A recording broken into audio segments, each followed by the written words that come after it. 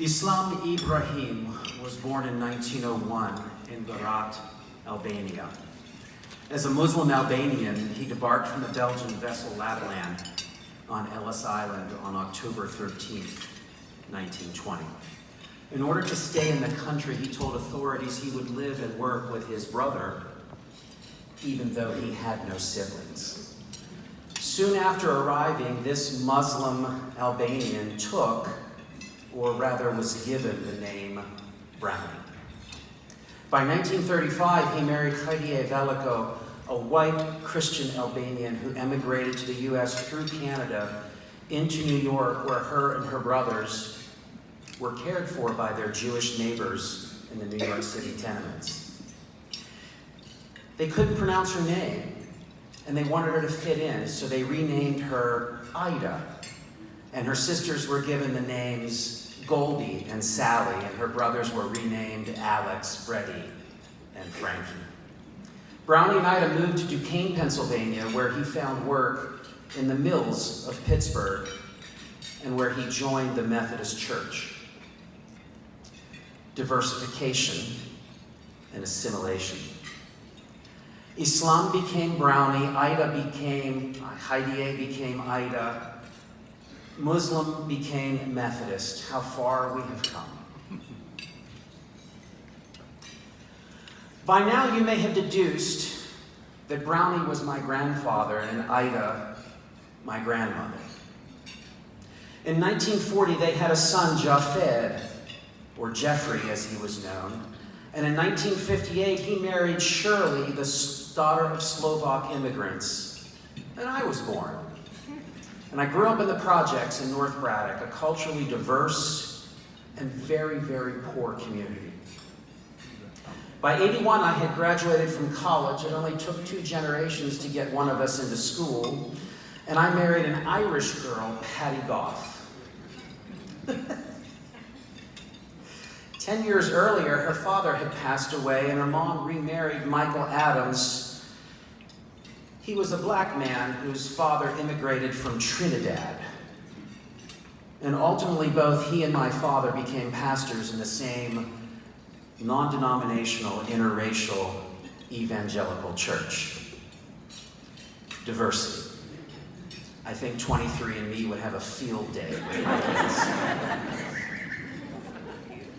You know, diversity can be viewed in many different ways. Genetic and demographic, that's just what I spoke of. These are our identities of origin, our notions of race, of ethnicity, of gender. But we also have experiential diversity, how we've lived, what we've seen, what we've gone through. And this leads to a certain cognitive diversity. It's the way that we think. It forms how we think, and the way that different people think differently than us. Each of them are inextricably entwined with the other, making us who we are. And who we are is good. The scriptures tell us that diversity and inclusion are part of God's design. If the foot should say, because I am not a hand, I do not belong to the body, well, would that make it any less part of the body? And if the ear should say, because I'm not an eye, I don't belong to the body, would that make it any less part of the body? If the whole body were an eye, where would be the sense of hearing? If the whole body were an ear, where would be the sense of smell? See, as it is, God arranged the members of the body, each one of them as he chose. If all were a single member, where would the body be? We can't function as separate parts. Each has a role, and each role is important as the other. McKinsey & Company tells us that higher gender, racial, and ethnic diversity are more likely to have higher average financial returns in their companies. And companies in the bottom quartile of these dimensions are statistically less likely to have higher than average results. Does that research surprise you? It doesn't surprise me. Common sense says that if we draw from a larger pool of people, we're likely to find more talent than those who don't. It's pretty simple.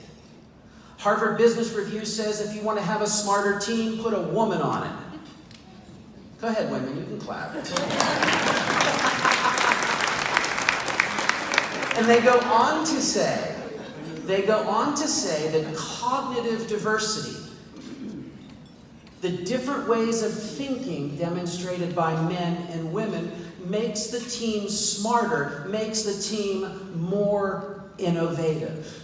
And I ask you, isn't that obvious? We see the value of diversity in economics and finance. The modern portfolio theory tells us that a portfolio constructed of assets that behave differently under the same set of economic and market conditions create a safer portfolio. It's a portfolio that grows more consistently.